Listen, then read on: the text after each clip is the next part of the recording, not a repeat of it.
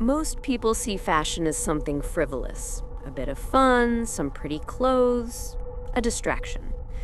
They see the glitter and the spectacle, the occasional laughably dumb meme-worthy outfit from some upscale European fashion house. But for me, it was never that. It was always about the truth. The almost sacred truth you find in a perfectly executed hand stitch, or the architectural genius in the drape of a sleeve. My name is Isabelle, and I've built my entire career as a journalist on seeing that truth when everyone else is blinded by the lights. I'm the one who notices the single loose thread, the cheap fabric disguised as silk, the knockoff design trying to pass as couture. It's my obsession, my gift, I guess. It's what led me to him. Before everything fell apart, I was on the hunt for the story of a lifetime. An exclusive with a designer so reclusive, so visionary, he was practically a myth. They called him the Craftsman. No one knew his real name. He operated out of a secluded atelier somewhere in the dense green heart of the island. And his creations, they were more than just clothes. They were art. Each piece was a masterpiece of form and function, so exquisitely crafted it felt almost alive. Landing that interview wouldn't just be a scoop. It would be validation. It would be the final, definitive proof that I belonged, that my obsessive eye for detail was a rare and valuable talent. It was my chance to finally put the past behind me. You see, this whole obsession, this need to check every source, follow every lead, examine every last detail until my eyes burn, it wasn't born from passion. It was born from shame. About 5 years ago, I was a rising star. I wrote a glowing front-page feature on a so-called eco-conscious label that was all the rage. I praised their use of organic materials, their ethical mission, the whole 9 yards. I staked my reputation on their authenticity. The story went viral. And then, a week later, a rival paper published an exposé. My eco-conscious darlings were a front. Their workshops little more than glorified sweatshops in the city's underbelly, the organic materials a complete lie. The proof was there, hidden in shipping manifests and employee records. Details I had completely missed because I'd fallen in love with the story. I wasn't just wrong, I was a fool.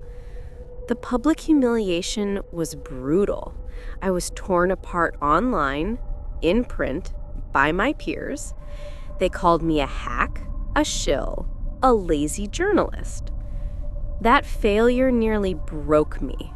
I swore to myself in the quiet, desperate hours of that career-ending nightmare that I would never, ever be that person again. I would never miss the truth. I would dig and scrape and claw until I held the unvarnished facts in my hands, no matter how ugly they were. My meticulousness became my armor. So when I started hearing whispers of the Craftsman, I saw my chance at redemption. I saw the ultimate story of craftsmanship and purity. A story so true it could wash away the stain of my greatest mistake.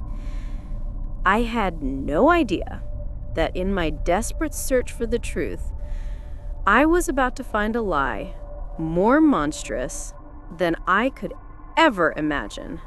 Getting my hands on one of the Craftsman's bags was the first real challenge. My editor pulled strings I didn't even know our magazine had. And a week later, a sleek black courier box arrived at my office. It felt less like a product delivery and more like an organ transplant.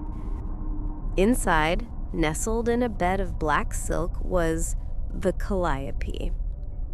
It was breathtaking. Smaller than I expected, a clutch, really, in a shade of nude so perfect it seemed to blush under the light. The craftsmanship wasn't just good, it was impossible. The stitches were so fine they were invisible to the naked eye.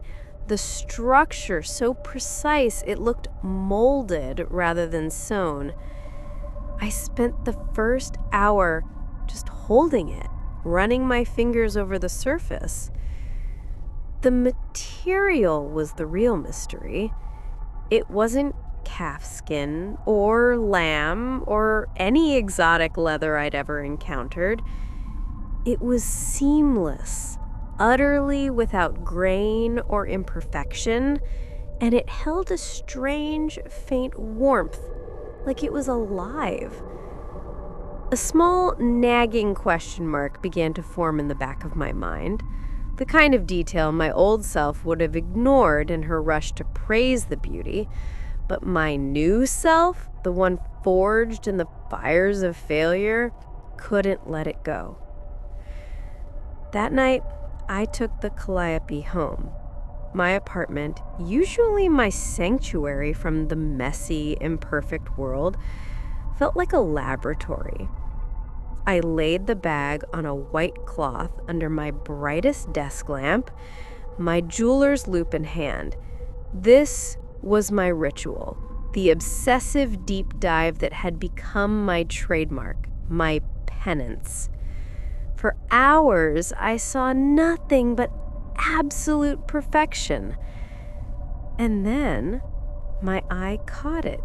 Near the base, almost hidden in the flawless surface, was a tiny discoloration, a freckle.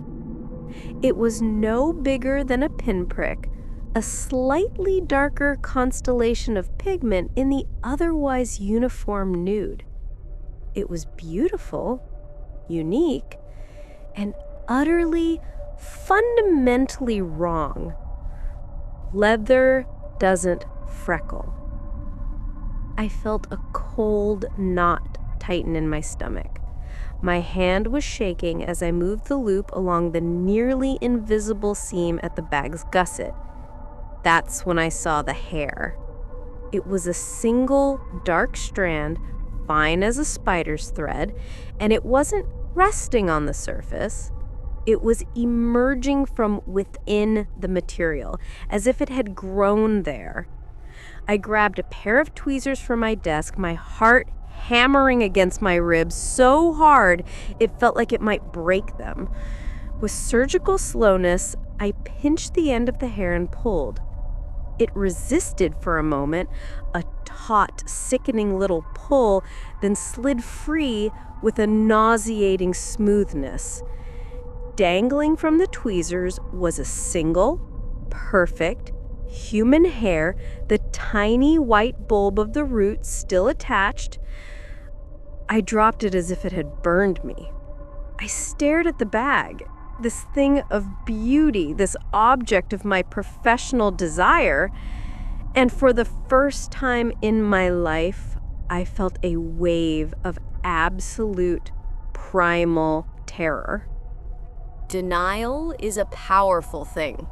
For 2 days, I tried to convince myself it was a fluke, a terrible, bizarre, but ultimately explainable mistake. Maybe a hair from the artisan's own head had somehow fallen into the tanning solution or the finishing gloss. It was a stupid theory, and I knew it.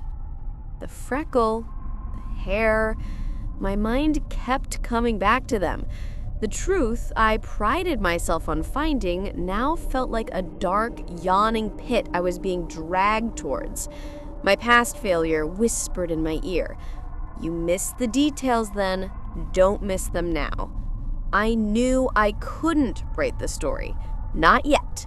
Not until I understood. I had to see his workshop. I had to see how these things were made. Using a few discreet contacts from the art world and a significant portion of my savings for the information, I found the location of the atelier. It was a black and white colonial bungalow, isolated and remote, swallowed by the suffocating greenery of the island's dense central nature reserve. I went at night. Parking my car down the road, I crept towards the house. Through the humid, buzzing darkness, the sound of cicadas like 1,000 tiny alarms. A single large window on the ground floor glowed with a warm, inviting light. My breath hitched as I peered inside. The room was sterile, white-tiled and gleaming, more like an operating theater than a designer studio. There were rolls of material, strange-looking tools I didn't recognize laid out on steel trays, and in the center of the room, a large stainless steel table. Stretched tight on a metal frame held by a series of gleaming crypts was a large, pale sheet of the same nude material as the calliope. It was pristine, perfect, waiting. And then I saw it.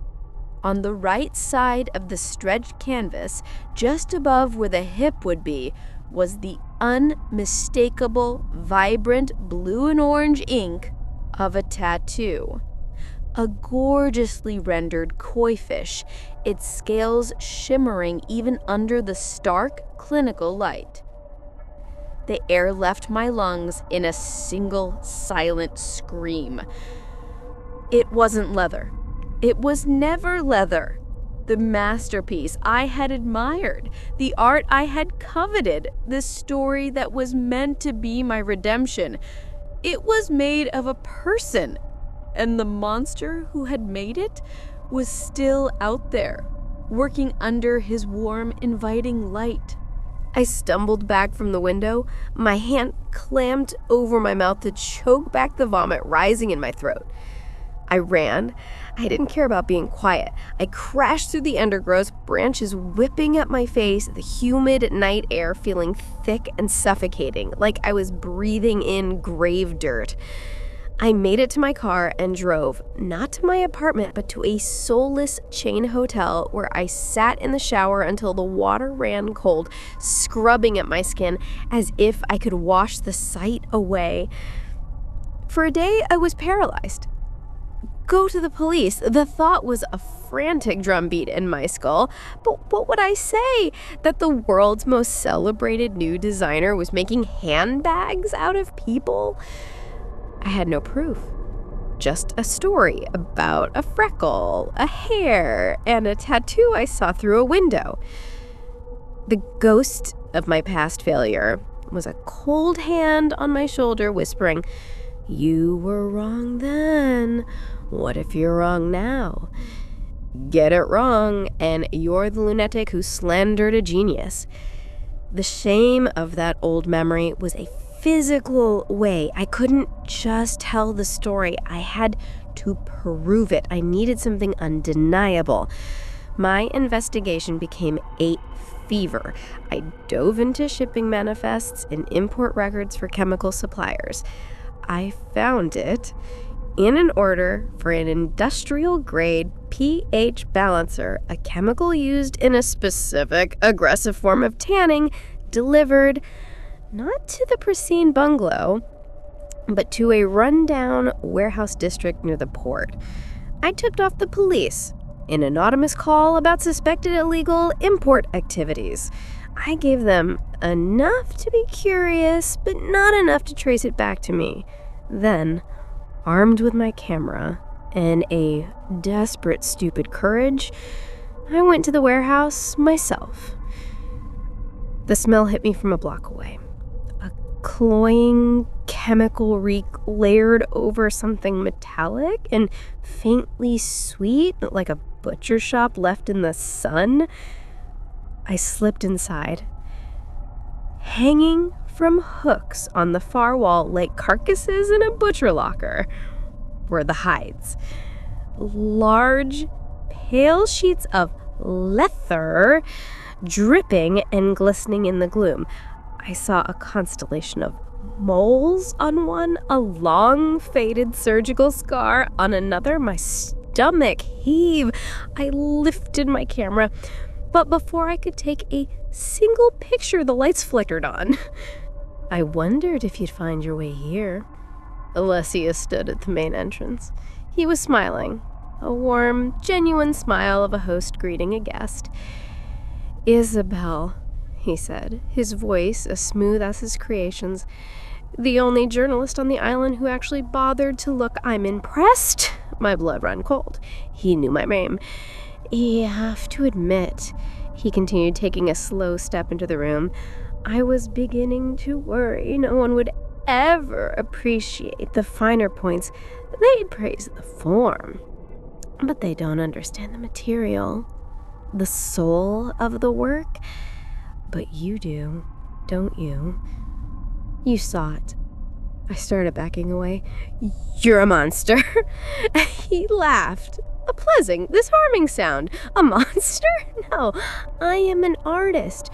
What is the entire history of luxury? It is the act of taking a life to possess its hide, the alligator, the ostrich, the python. I have simply perfected the process. Elevated it. The human canvas is the most unique, the most challenging, and ultimately the most rewarding. He walked over to one of the hanging hides, running his hand over it with a lover's tenderness. "Look at the story here. The way the skin holds the memory of a life, the slight stretch marks from a pregnancy, the calluses on a hand for a lifetime of work, to erase all that, to perfect it, to transform it into an object of desire. That is not murder. It is alchemy. It is a form of immortality." He was closing the distance, and I was frozen, trapped by his terrible, seductive logic. He was appealing to the part of me he knew I couldn't deny, the analyst, the seeker of truth, the admirer of craftsmanship. "That failure of yours 5 years ago, you were humiliated because you missed the lie, hiding behind a pretty story. Don't make this same mistake again. Don't fail to see the truth right in front of you just because it's horrifying. This is the ultimate truth, the ultimate craftsmanship. You, of all people, should understand." He had me. He had reached into my deepest fear and twisted into a validation for his monstrosity. My admiration for his work had made me his accomplice. This was a horror far worse than death. It was the soul-crushing terror of complicity. I could hear the faint wail of sirens, my anonymous tip, and Alessio heard it too and simply smiled. Ah, the uninitiated. They will not understand, but you will, and you will tell them. You will get your story, Isabelle. Your redemption. He didn't try to stop me as I finally broke and ran. He just stood there among his dead, content in the knowledge that his art was finally truly about to be seen. The story was my redemption and my ruin. Alessio was arrested, his house of horrors dismantled, his name now synonymous with a new category of evil. I was hailed as a hero, a tenacious journalist who uncovered a monster. My past failure was forgotten, replaced by this new spectacular success. I had everything I ever wanted, and I was completely, irrevocably broken. The trial was a media circus. Alessio never denied a thing. He called it his retrospective. He spoke of his victims as collaborators. And a strange, sick thing happened. A following began to grow. Online forums dedicated to his philosophy, collectors who spoke of his work in hushed, reverent tones. In the dark corners of the world, he became a legend. His art, born from unimaginable cruelty, had become more desirable than ever. I tried to move on, but I couldn't. His words haunted me. You, of all people, should understand. He had seen the obsessive analyst in me and knew we were, in some terrible way, kindred spirits. He appreciated the details. So did I. He saw the story in the material. So did I. The line between my admiration for the artist and my horror at the man had been irrevocably blurred. My search for the truth had led me to a place where beauty and monstrosity were the same thing. And the truth is, a part of me did understand. That's the most horrific detail of all. Last night, I found it. On a heavily encrypted auction site. A small piece, something that could be overlooked. A simple, elegant card holder in that perfect shade of nude. The description mentioned a maker's mark, a subtle, unique discoloration near the base. I knew it was. It was a freckle. I placed a bid. I won. It arrived this morning in a plain, unmarked box.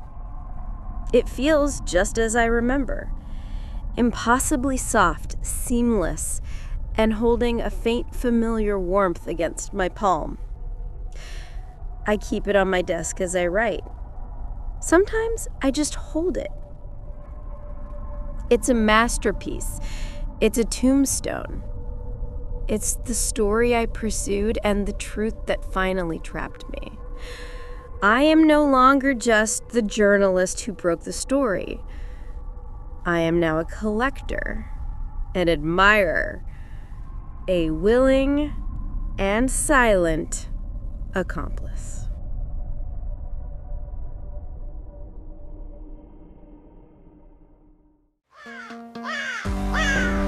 Thank you so much for watching or listening. Like and subscribe for more nightmares. Your support keeps the darkness from consuming this channel, so we can face the next terrifying story together. Don't be left in the dark.